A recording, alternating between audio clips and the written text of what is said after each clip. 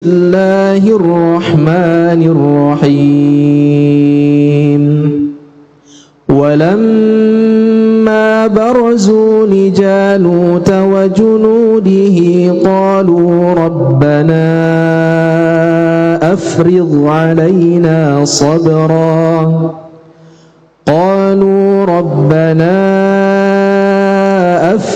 علينا صبرا وثبت أقدامنا وانصرنا على القوم الكافرين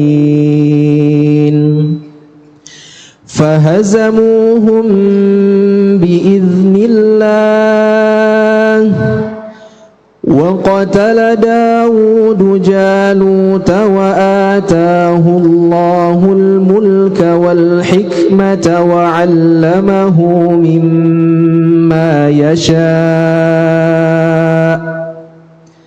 ولولا دفع الله الناس بعضهم ببعض لفسدت الأرض ولكن الله ذو فضل على العالمين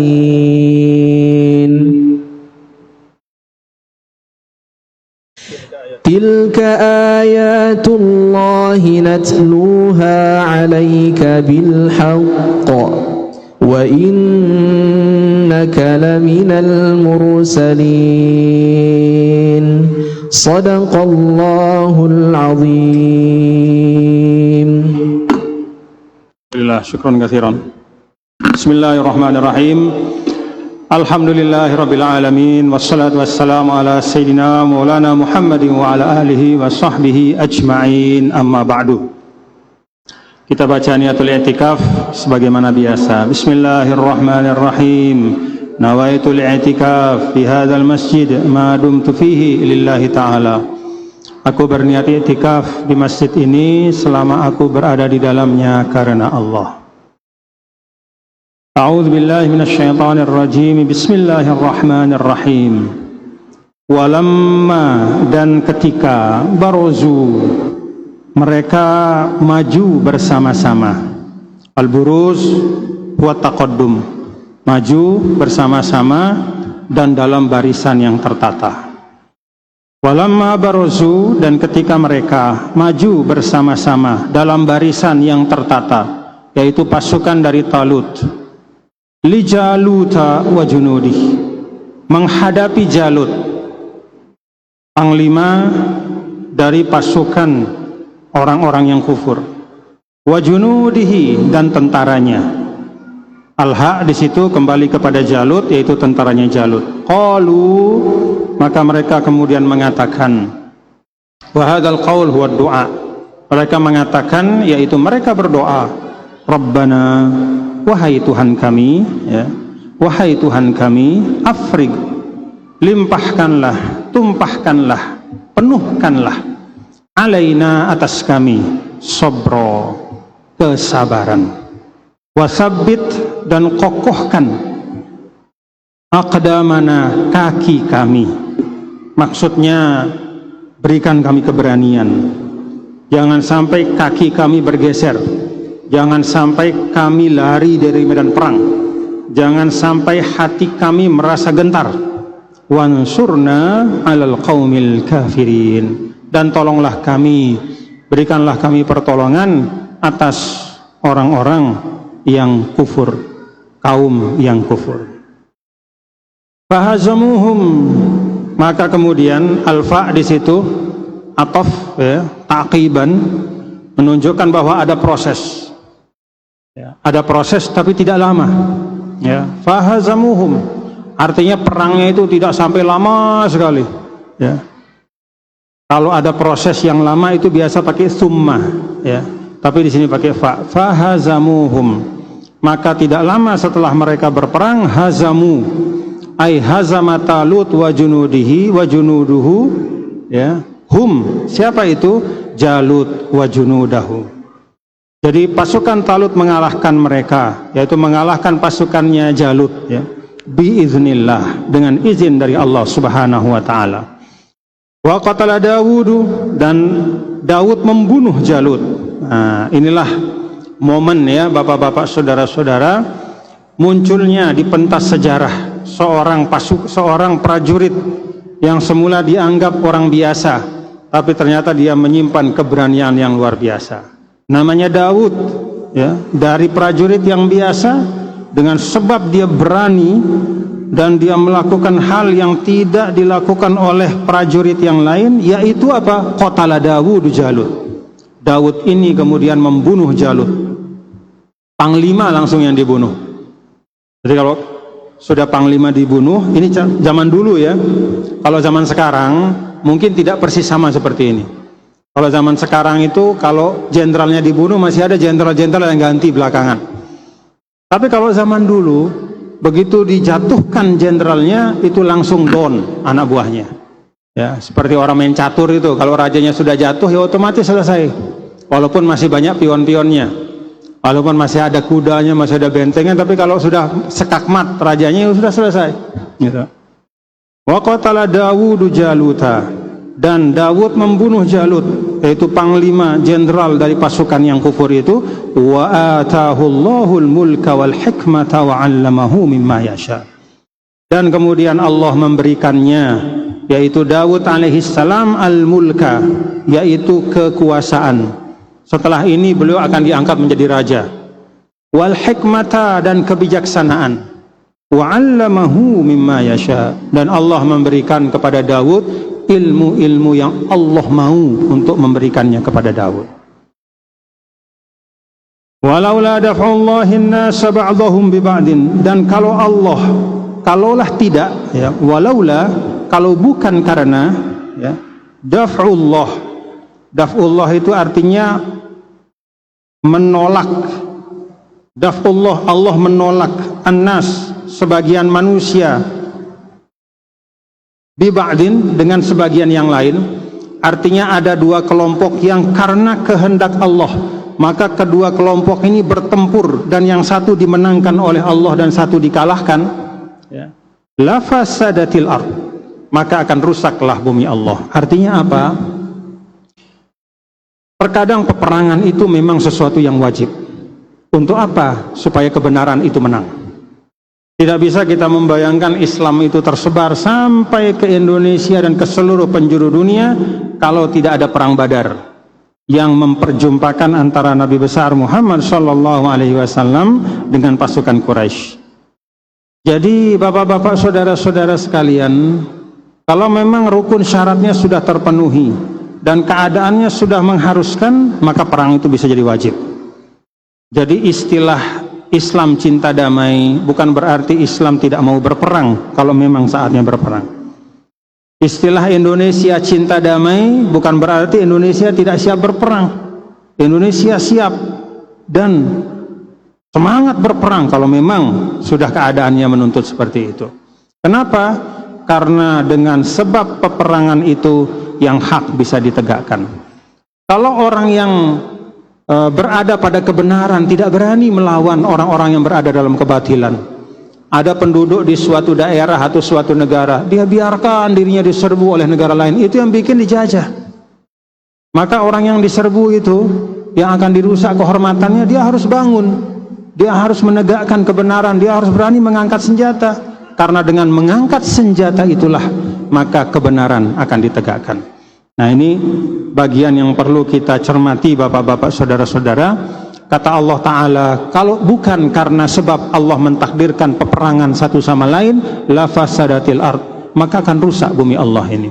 Dalam konteks ini, Jalut yang jahat itu bersama pasukannya akan semakin semena-mena, ya, kalau tidak Allah datangkan Daud dan pasukannya. Walakinnallaha dzu fadlin 'alal 'alamin. Namun Allah Subhanahu wa taala, namun Allah Subhanahu wa taala dzu fadlin 'alal 'alamin. Allah memiliki karunia 'alal 'alamin yang dilimpahkan kepada seluruh alam raya ini. Jadi peristiwa yang istimewa ini supaya tidak salah paham, ya, supaya tidak ada yang merasa besar kepala, supaya tidak ada yang menisbahkan kemenangan itu pada dirinya, supaya tidak ada yang menisbahkan keberanian itu pada kehebatannya. Allah tutup ayat ini dengan wallahu dzu fadlin 'alal alamin. Kalau ada kemenangan bukan dari hakikatnya darimu, tetapi itu karunia dari Allah. Apapun ya, apapun yang berupa sesuatu yang istimewa, sesuatu yang berupa kemenangan, sesuatu yang berupa karunia ataupun ilmu atau apa saja namanya yang kita senangi, yang sesuai dengan harapan kita, itu sampai kepada kita bukan karena kehebatan kita, tetapi walakinnallaha dzu fadlin 'alal alamin. Namun itu semua adalah fadlun. Fadlun itu artinya karunia dari Allah Subhanahu wa taala. Tilka, keseluruhan dari kisah itu, ayatullahi, itu adalah ayat-ayat Allah. Jadi di sini ayat ya bisa bermakna yang kita baca. Jadi rangkaian yang kita baca mulai dari ayat 246, alam tara ilal mala'i min bani Israila min ba'di Musa, sampai sini, sampai 252. Keseluruhan ayat-ayat ini yang kita baca itu adalah ayat-ayat Allah, yaitu firman-firman Allah Subhanahu wa taala, natluha 'alaika, yang kami bacakan atasmu wahai Muhammad. Kepada Nabi Muhammad dibacakan oleh Jibril dan disampaikan oleh Nabi Muhammad kepada kita semua sampai hari ini. Alhamdulillah. Bisa juga ayatullah di sini bukan berarti, tidak hanya berarti ayat yang kita baca, tetapi kisahnya. Ya. Jadi kisah itu sendiri adalah tanda kebesaran Allah.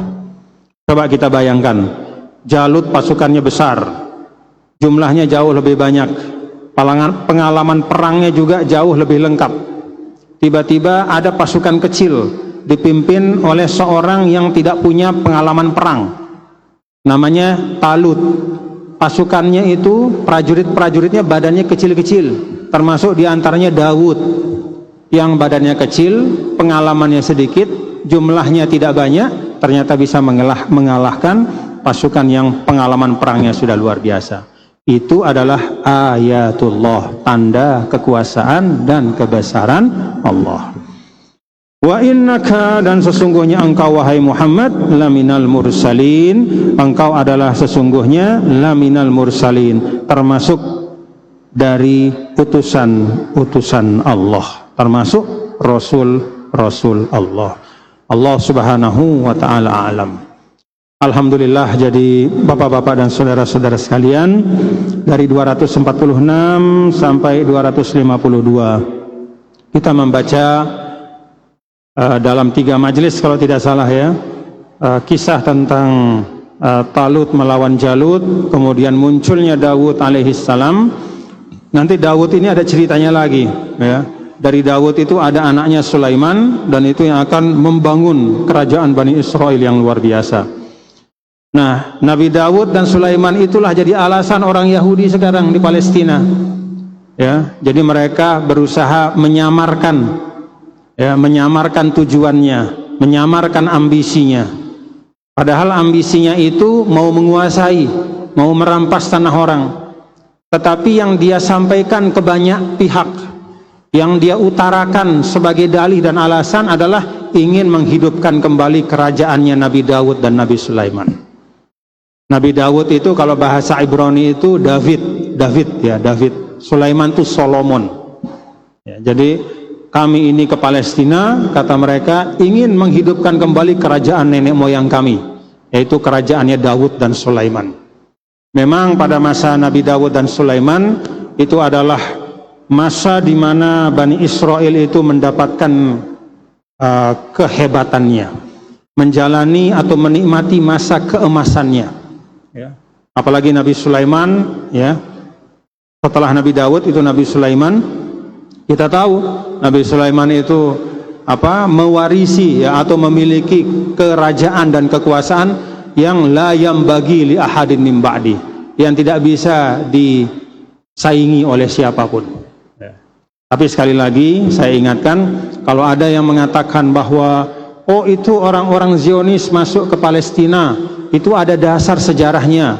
yaitu mereka ingin menghidupkan kembali, mengembalikan kejayaan nenek moyangnya, yaitu Nabi Dawud dan Nabi Sulaiman, maka itu adalah klaim, ya, itu adalah alasan atau dalih untuk membenarkan mereka merampas tanah orang Palestina.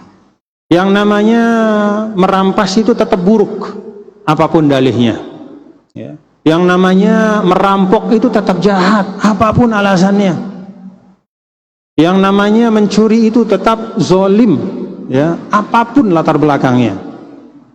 Bahkan mohon maaf, kalaupun ya ada orang misalnya seperti masa Sayyidina Umar Ibnul Khattab, ya, pada saat kekeringan di Madinah, lalu ada orang yang mencuri karena memang dia kelaparan, ya. Lalu Sayyidina Umar Ibnul Khattab tidak menegakkan had kepada orang itu, artinya tangannya tidak dipotong. Kenapa? Karena ada syubhat di situ. Apa syubhatnya? Ittiror, karena darurat. Para ulama mengatakan memang tidak ditegakkan had, tetapi dia tetap berdosa. Memang tidak menegakkan had, tetapi dia tetap zalim, ya. Jadi yang namanya kejahatan itu tidak bisa ditutupi atau dibikin alasan atau dalil. Seindah apapun alasannya, kalau itu kejahatan, dia tetap kejahatan di mata Allah, di mata Rasulullah SAW. Nah, bapak-bapak, saudara-saudara, ada banyak sekali yang bisa kita ambil ya dari kisah yang panjang tentang Talut, tentang Jalut, tentang Nabi Dawud alaihissalam ini. Yang pertama adalah dari sini kita bisa mengambil kaedah al-qiyadatu taklifun la tashrif, bahwa kepemimpinan itu adalah penugasan dan amanah, bukan sesuatu yang pantas untuk disombongkan dan dibangga-banggakan. Jadi ketika Allah Subhanahu wa taala memberikan perintah kepada Talut untuk memimpin, ya, pasukannya, itu bukan kemudian dia lakukan untuk menampakkan kesombongan. Tidak dia terima dengan kesombongan, tidak dia banggakan, tapi dia terima dengan penuh tanggung jawab. Jadi al-qiyadatu taklifun la tashrif. Kepemimpinan itu adalah tugas, amanah dan tanggung jawab, bukan sesuatu yang pantas dibanggakan, apalagi untuk disombongkan. Kalau seorang menerima kepemimpinan dengan penuh tanggung jawab, maka kita akan lihat dia pasti sungguh-sungguh melaksanakan kepemimpinannya itu. Maka dia akan jadikan siangnya jadi malam, malamnya jadi siang, kaki jadi kepala, kepala jadi kaki. Untuk apa? Untuk menunaikan amanah kepemimpinannya. Ya, kalau kita lihat misalnya ya, tahaddusan bi ni'matillah, misalnya ketika terjadi di banjir ya, di Aceh, di Sumatera Utara, di Sumatera Barat, kita saksikan ya, ada misalnya gubernur Aceh itu yang namanya Muallim Mudzakkir Manaf ya. Kita lihat bagaimana dia sungguh-sungguh menangani bencana itu. Bagaimana dia sungguh-sungguh ingin supaya rakyatnya itu selamat. Bahkan sebelum ada izin dari pemerintah pusat, dia langsung kontak Malaysia, minta bantuan, dikirim obat dari Malaysia. Saking inginnya supaya rakyatnya itu selamat. Itulah pemimpin yang menyadari bahwa kepemimpinan itu taklif, yaitu sesuatu yang merupakan tugas dan amanah yang akan diminta pertanggungjawaban oleh Allah Subhanahu wa taala.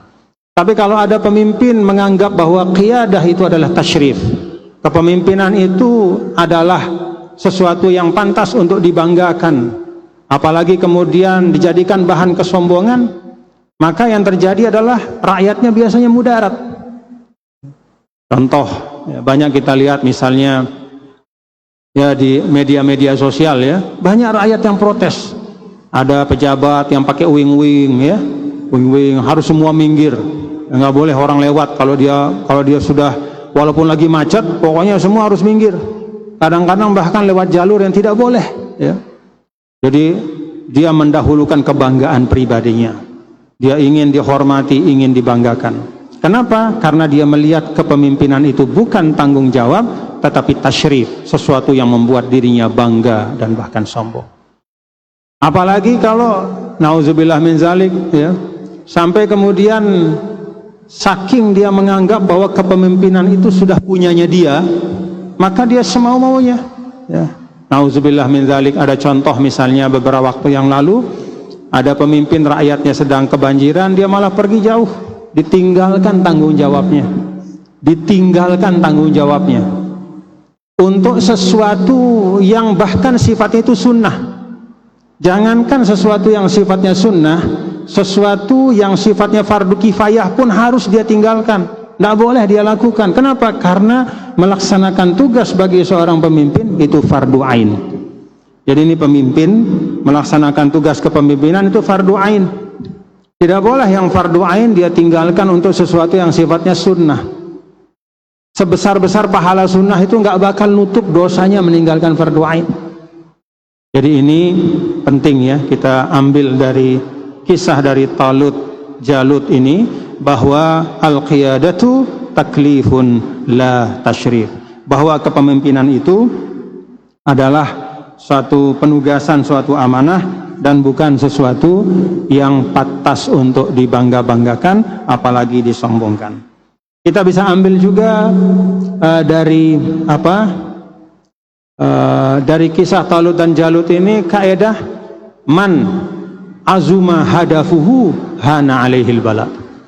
Orang yang cita-citanya tinggi, maka ujian-ujian yang dia hadapi akan dapat dia lewati dengan baik.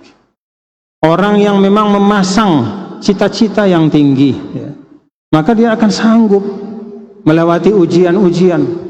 Dia akan sanggup melewati cobaan-cobaan. Orang yang, mohon maaf, orang yang ingin untuk sampai ke seberang pulau, menyeberangi samudra, maka dia akan sanggup. Karena cita-citanya ingin sampai ke seberang sana, dia akan sanggup melewati gelombang air laut dan samudra itu sebesar apapun. Tapi kalau orang yang tidak punya cita-cita, maka hidupnya memang biasa-biasa saja. Kalau kita naik feri ya, dari Lembar ke Padangbae, kalau masih nyandar di Lembar, itu feri itu enak sekali, nggak ada goncangannya, karena memang belum lepas, masih terikat jangkarnya, talinya masih terikat, jangkarnya masih dilepas. Tapi begitu jangkar diangkat, tali ditarik, kemudian kapal itu berlayar, nah saat itulah mulai terasa gelombang-gelombang yang luar biasa. Tapi kalau memang cita-citanya ingin sampai ke Padangbae, ya semua gelombang itu akan terasa ringan. Nah, kalau kita sebagai masyarakat ya, termasuk di Indonesia, ya kita ini berbangsa ini kan punya cita-cita. Di dalam mencapai cita-cita itu pasti ada pengorbanan, pasti ada perjuangan. Ya. Maka mari kita tempuh bersama-sama.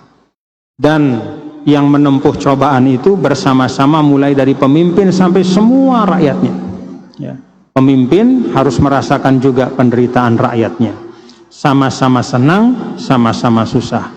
Ringan sama dijinjing, berat sama dipikul. Kemudian bapak-bapak, saudara-saudara, dari kisah ini juga kita bisa mengambil banyak sekali pelajaran yang terkait dengan kaedah-kaedah hukum, ya, kaedah-kaedah fiqhiyah wa usuliyah. Kalau kita lihat misalnya ketika Jalut, ya, ketika Talut mau membawa pasukannya lalu menyeberang melewati sungai, pada saat itu Talut mengatakan siapa saja yang minum air sungai ini berarti dia bukan merupakan prajurit yang istiqomah. Prajurit yang istiqomah yang bersama saya adalah yang sanggup puasa tidak minum air ini. Kecuali, dikecualikan oleh Talut, illa man ightarafa ghurfatam biyadih.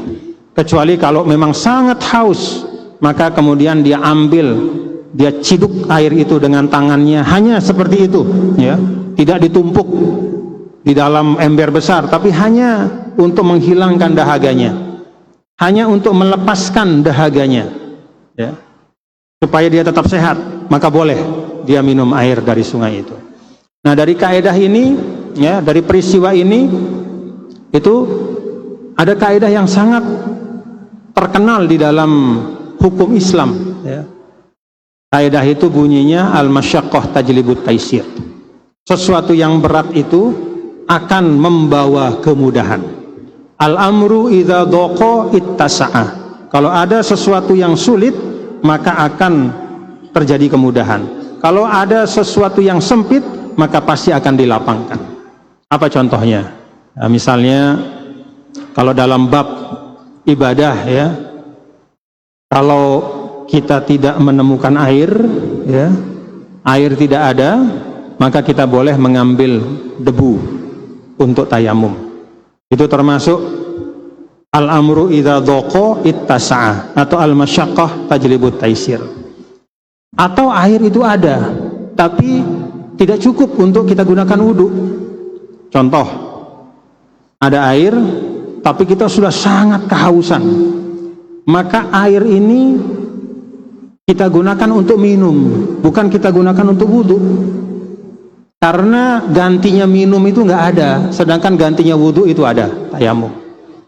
Jadi jangan kemudian mau sok, pokoknya saya ambil yang paling ideal, lalu air yang hanya segitu-segitunya ya, padahal dia sudah haus, sudah setengah mati, kelelahan, dan dia harus perlu air, nggak ada air lagi yang lain, dia sendirian, nggak ada yang bantu dia, tidak ada yang memberikan hadiah air. Atau ada orang punya air tapi harus membeli sedangkan dia tidak punya uang, maka air yang ada yang dia miliki itu tidak boleh dia gunakan untuk berwudu, harus dia gunakan untuk minum. Kenapa? Hifzun nafsi, memelihara nyawanya. Jadi kalau urusan memelihara nyawa ya, yang sempit itu dilapangkan, yang sulit dimudahkan. Kalau misalnya dia gunakan untuk wudu kemudian dia meninggal, apa hukumnya orang itu? Dosa dia, asima. Kenapa? Karena dia menggunakan air itu bukan untuk sesuatu yang paling utama untuk dirinya. Harusnya untuk minum, tapi dia gunakan untuk wudhu. Kalau air nggak bisa diganti dengan meminum tanah, tapi kalau bersuci, ya berwudhu itu bisa diganti dengan tayamum. Itu contoh dalam ibadah. Ya termasuk juga kalau ada orang sedang sakit dan tidak bisa berdiri, maka dia sholat duduk. Nah itu termasuk. Ya, kaidah al-masyaqqah tajlibut taisir. Termasuk juga apa misalnya? Ya kalau bulan puasa orang lagi musafir berat, maka dia boleh tidak puasa, dia ganti nanti ya, di hari yang lain. Fa'iddatum min ayyamin ukhar. Itu contoh di dalam bab ibadah. Ada juga dalam bab muamalah. Apa coba contohnya dalam bab muamalah? Kesulitan membawa kemudahan, kesempitan membawa kelapangan. Apa contohnya?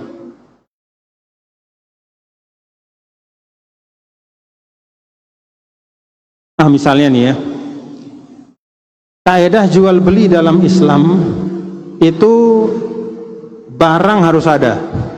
Tidak boleh kita memperjualbelikan barang yang tidak ada. Jadi barangnya itu ada, ainuhu maujud. Saya mau beli air segelas, ada nih airnya segelas. Maka saya ijab kabul. Saya beli airnya segelas dengan harga 500 rupiah. Nah, saya terima, kasih duit 500, kita minum. Itu sah. Kenapa? Karena barangnya itu ada. Tidak boleh menjual barang yang tidak ada.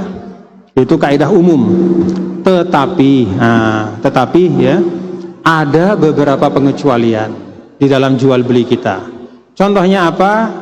Namanya bai'us salam. Bai'us salam itu kita membeli sesuatu dengan cara memesan. Yang namanya memesan kan belum ada di depan kita.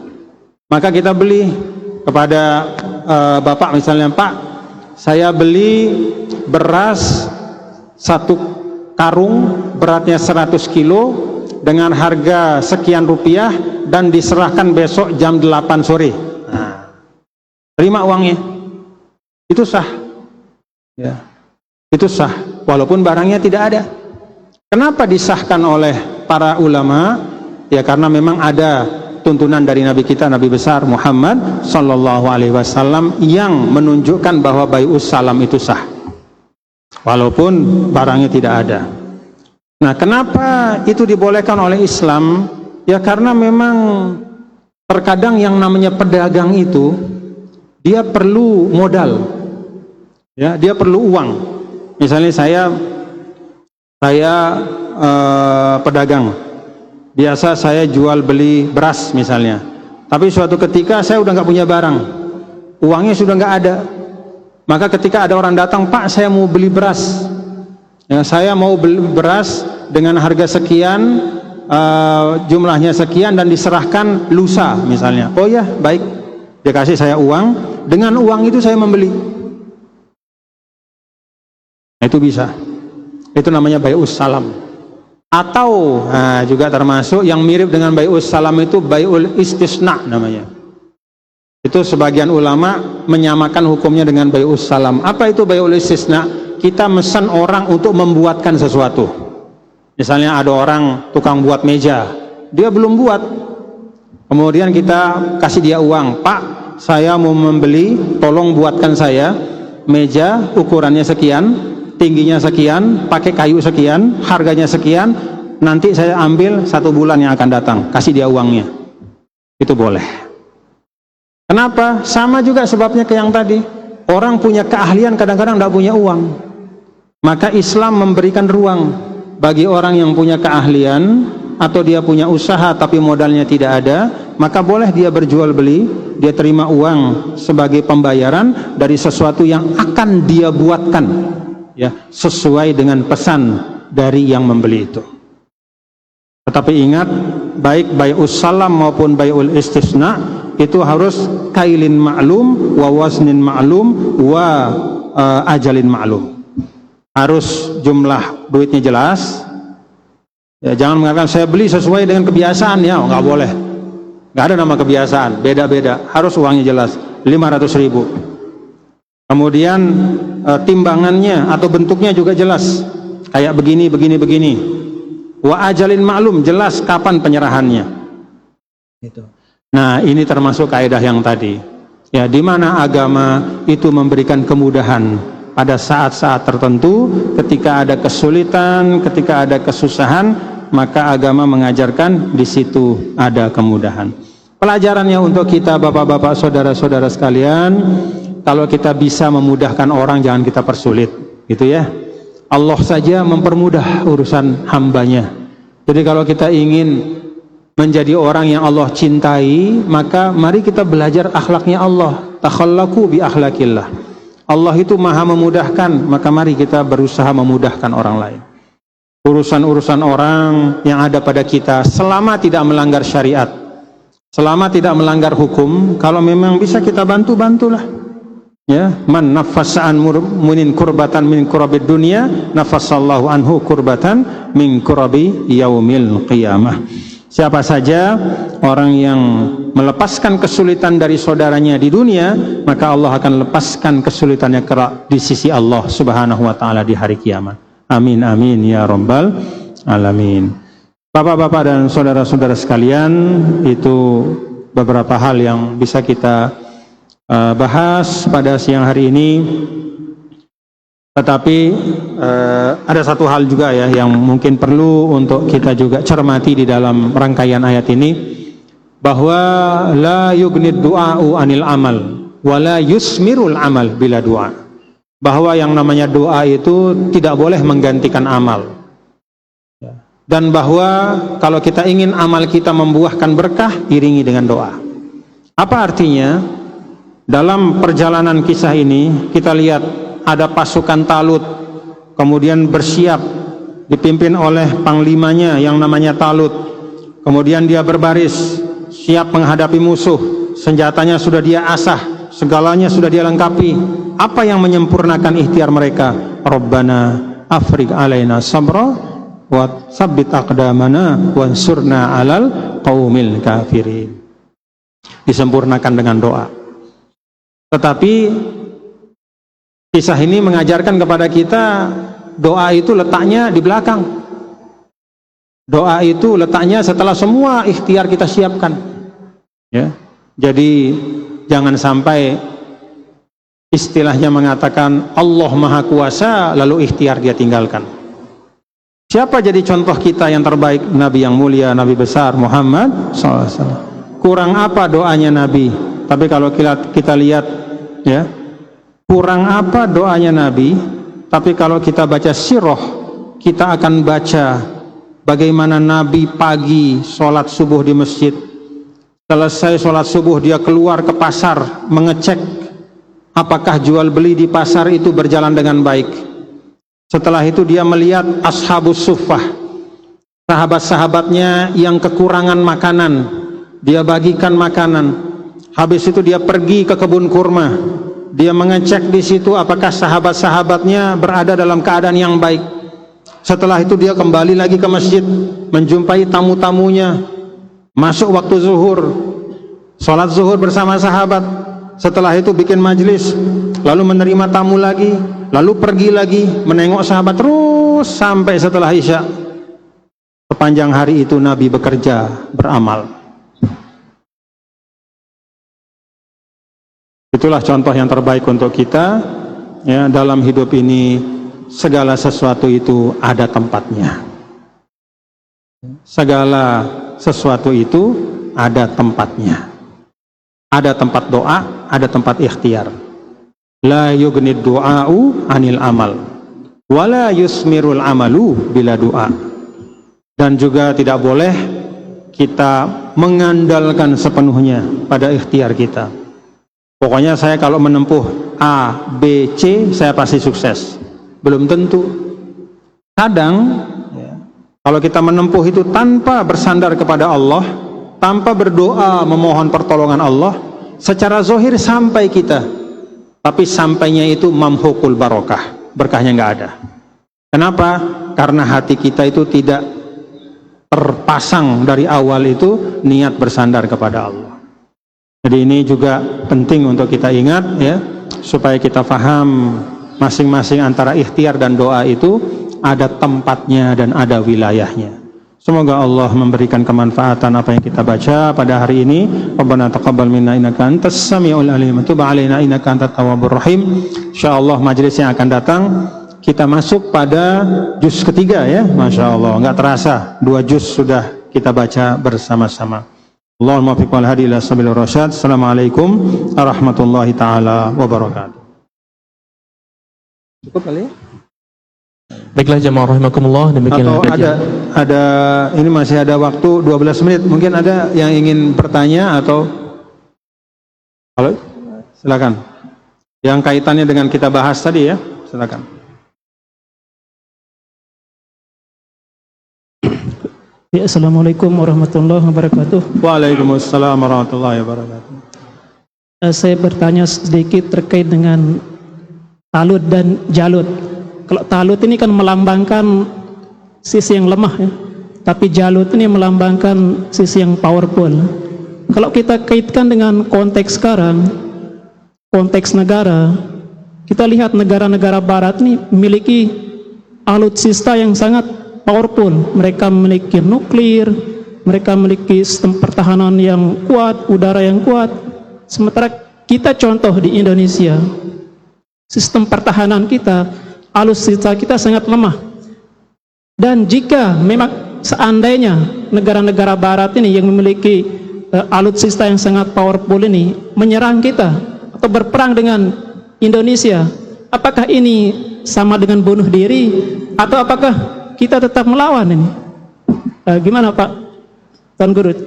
Terima kasih. Assalamualaikum warahmatullahi wabarakatuh. Waalaikumsalam warahmatullahi wabarakatuh. Ya, jangankan sekarang kita sudah punya senjata, ya Pak, ya. Dulu aja masih bambu runcing kita lawan kok. Ya. Jadi kita wajib melawan, ya. Karena apa? Karena itulah perintah dari agama kita. Man qutila duna malihi fahuwa syahid. Man qutila duna irdihi fahuwa syahid. Siapa yang terbunuh mempertahankan harta bendanya, hak miliknya, termasuk tanah yang dia tinggali itu.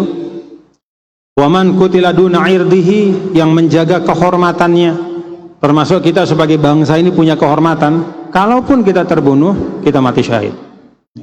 Apalagi sebenarnya, ya, kalau dalam ilmu peperangan itu kan kemenangan itu bukan hanya dari alutsista, ya. Kalau ada negara yang sampai berani menyerang Indonesia hari ini, itu betul-betul negara yang nggak ada kerjaan, ya. Karena nggak mungkin menang. Bagaimana menang lawan Indonesia? Indonesia ini rakyatnya terpisah-pisah di pulau yang banyak sekali, ya. Kalau mau menyerang Indonesia harus mengerahkan pasukan yang banyak sekali, dan itu bukan sesuatu yang gampang. Dulu kenapa perang dunia terjadi di Eropa? Perang dunia pertama, perang dunia kedua, karena nggak ada laut. mereka satu daratan. Jadi tinggal jalan kaki gitu, atau naik kendaraan perang, itu sudah bisa nyerbu ke temannya, ke musuhnya. Tapi kalau ke Indonesia, dia harus nyebrang. Dia harus nyebrang, nanti mendaratnya di Sumatera, ketemu orang Aceh, galak-galak orang Aceh. Ketemu di Lombok, ketemu kita, kita lawan juga. Jadi susah ya, jadi tidak gampang. Ya maka dulu pun kita sempat dijajah oleh Belanda itu bukan karena Belanda itu mengerahkan pasukan yang banyak, tapi karena farik tasud.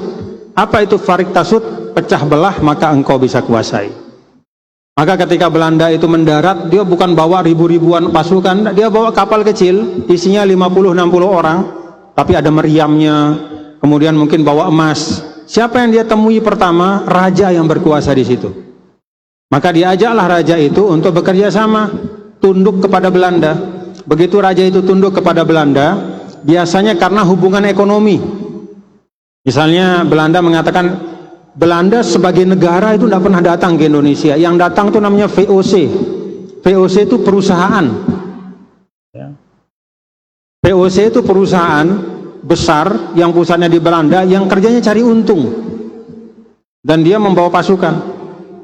Jadi Belanda sebagai negara, ya, bukan pasukan negaranya itu yang turun, tapi VOC perusahaan. Karena itu pendekatannya selalu ekonomi. Maka dibujuklah raja-raja, kan banyak raja-raja kita nih, mana-mana. Ada yang mau, ada yang enggak. Maka salah satu dari bagian Indonesia yang paling sebentar dijajah itu namanya Aceh. Kenapa? Karena rajanya ngelawan terus. Tidak pernah benar-benar bisa dijajah Aceh itu kecuali sampai abad ke-20. Ada bagian kita yang dijajah mulai dari abad ke-18, ke-17. Makanya kita ngitung 350 tahun. Itu tidak benar sebenarnya. Itu harusnya hilang dari buku sejarah kita. Karena tidak benar Indonesia itu dijajah 350 tahun. Faktanya apa? Ada bagian-bagian Indonesia yang tidak pernah bisa dijajah dan ditundukkan kecuali di ujung-ujung abad ke-19, awal abad ke-20. Hanya belasan tahun dia menguasai, seperti di Aceh dan di beberapa tempat.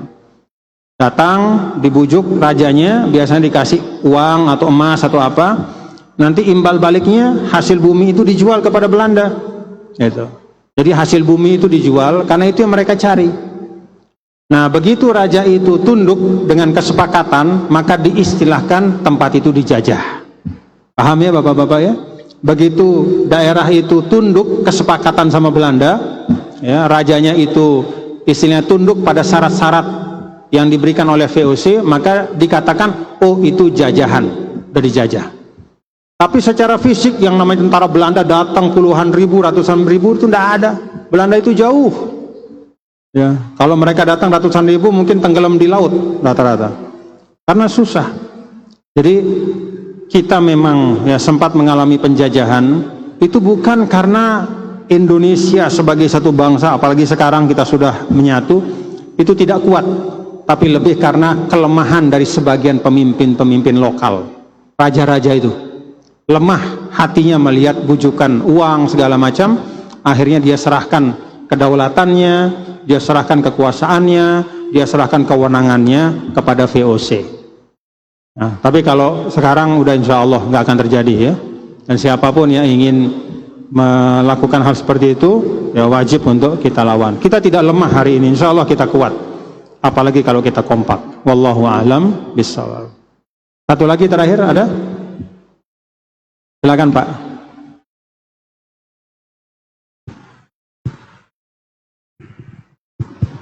Assalamualaikum warahmatullahi wabarakatuh. Waalaikumsalam warahmatullahi Izin wabarakatuh. Tuan Guru, menyambung dari penanya pertama tadi terkait kisah Talut dan Jalut ya. Kalau dibawa ke konteks sekarang terkait dengan perang Israel-Palestina, yang dimaksud Talut ataupun Jalut itu siapa? Apakah Talut itu Israel, kemudian Jalutnya Palestina, atau sebaliknya? Kalau misalkan benar bahwa Israel itu anak cucunya ataupun nenek moyangnya adalah Daud ya, Nabi Daud dan Nabi Sulaiman, apakah Israel sekarang ini melaksanakan apa yang disampaikan di surat Al-Baqarah tadi, ayat 246 sampai 248 ya, 252. Itu yang pertama, Tuan Guru. Yang kedua terkait dengan transaksi jual beli. Tadi sempat disinggung oleh Tuan Guru terkait dengan objek yang ditransaksikan, bahwa transaksi jual beli itu akan sah apabila ada objeknya. Bagaimana dengan perdagangan saham, Tuan Guru? Saham kita tidak pernah lihat barangnya, Tuan Guru. Kemudian harganya pun setiap hari ada fluktuasi. Ini hukumnya bagaimana, Tuan Guru? Terima kasih. Assalamualaikum warahmatullahi wabarakatuh. Waalaikumsalam warahmatullahi wabarakatuh. Sebenarnya secara iktibari dia ada. Ya memang saham itu termasuk dari at-ta'amulatul hadisah ya. Jadi bentuk transaksi baru yang belum ada zaman dulu pada masa ulama. Tetapi hakikatnya yang nama saham itu pasti ada underlyingnya, yang nama saham ya. Karena saham itu kan adalah persentase dari kepemilikan perusahaan. Jadi selama perusahaannya ada dan ada valuasinya yang ditentukan oleh pihak yang berwenang ya sesuai dengan hukum yang ada, dan kemudian perusahaan itu disahkan, misalnya dia masuk ke bursa saham, artinya dia melewati proses panjang ya, dari validasi benar enggak ini perusahaan ini ada, cocok enggak nilainya sekian gitu. Lalu misalnya perusahaan itu dipecah dari nilainya 1 miliar, nilai perusahaan dipecah menjadi 1 juta saham, nilai per sahamnya itu 1000, boleh enggak kita beli saham itu? Boleh. Kenapa? Walaupun dia tidak berupa ain yang bisa kasat mata, tetapi dia muqayyam wa muqawwam ya, dia senilai itu ya, dia senilai itu dan bisa diperjualbelikan, ada nilainya yang memang sudah diakui ya. Bukan hanya saham sebenarnya ya, tetapi perusahaan secara keseluruhan.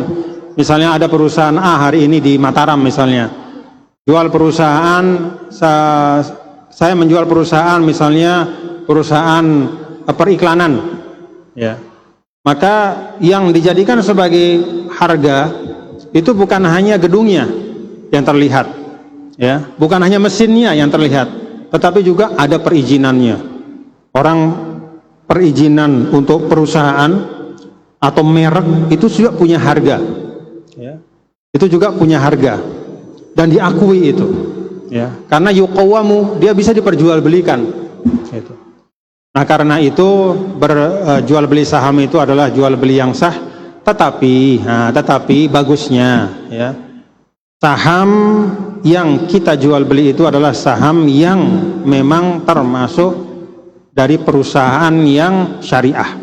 Artinya ada indeks syariah ya, bahwa misalnya perusahaan A, B, C, D, E ini masuk kategori indeks syariah. Nah kita cari apa saham yang kita inginkan. Kalau ada perusahaan yang mohon maaf lapangan usahanya itulah memperjualbelikan alkohol misalnya, nggak usah ya. Berarti memang perusahaannya ada harganya, tapi jual belinya adalah jual beli barang yang haram ya. Jadi bukan berarti di sini adalah dia tidak punya harga, dia punya harga, tetapi itu adalah sesuatu yang haram. Ya sama saja, mohon maaf, jual beli bab 1 misalnya. Ya bab 1 itu sebagai seekor hewan, dia punya harga, tapi karena dia haram, ya maka kita tidak boleh memperjualbelikannya.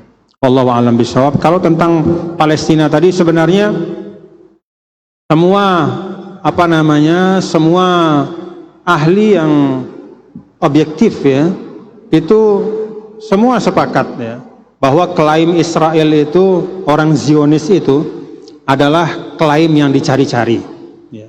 Kenapa? Karena wasyahida syahidum min ahliha, karena banyak sekali kelompok Yahudi yang bukan Zionis itu yang membantah, dan mereka menolak Israel itu. Mereka mengatakan bahwa tanah yang dijanjikan itu maknanya majazi, yaitu tanah yang bisa menampung kita dan kita hidup dengan tenang di dalamnya.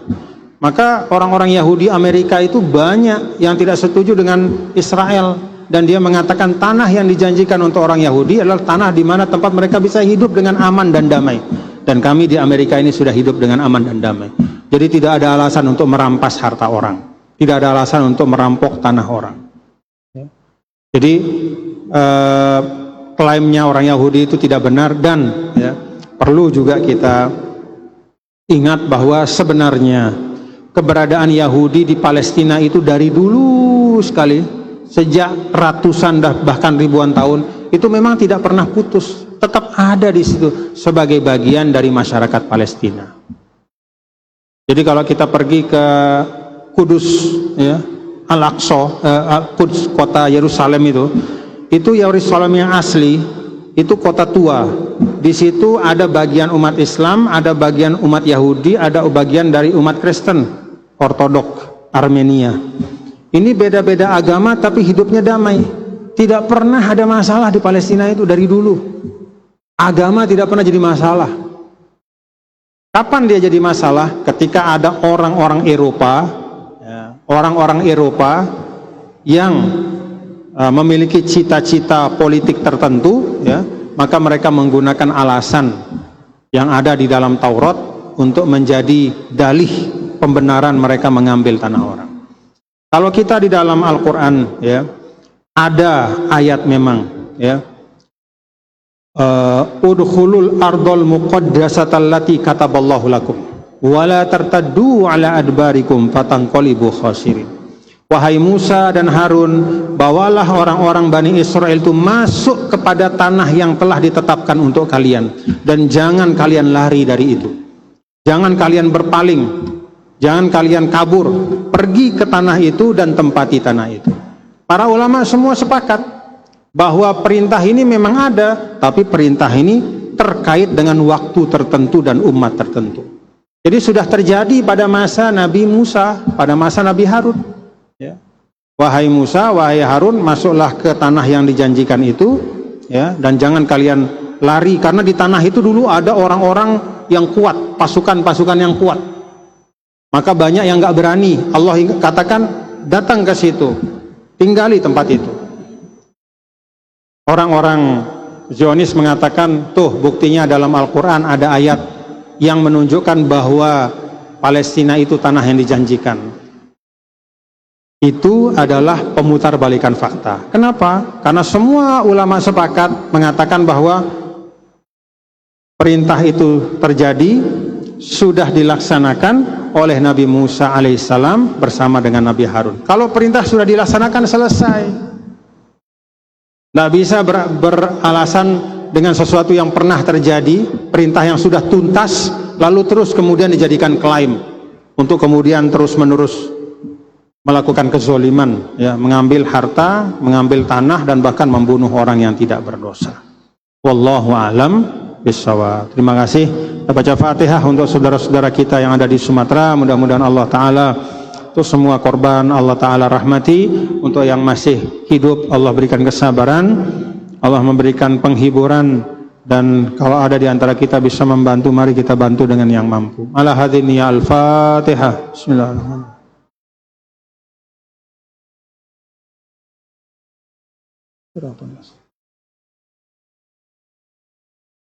Rabbana atina fid dunya hasanah wa fil akhirati hasanah wa qina adzabannar. Sallallahu wasallam ala sayyidina maulana Muhammad walhamdulillahi rabbil alamin. Kita baca doa kafaratul majlis. Subhanakallahumma wa bihamdika asyhadu an la ilaha illa anta astaghfiruka wa atubu. Baiklah jamaah rahimakumullah, demikianlah kajian kita pada siang hari ini. Marilah kita tutup dengan bersama-sama melafazkan alhamdulillah, alhamdulillahirabbil alamin. Wassalamualaikum warahmatullahi wabarakatuh. Sallallahu rabbuna ala nuril mubin Ahmadal Mustafa mursalin wa ala alihi wa sahbihi ajma'in.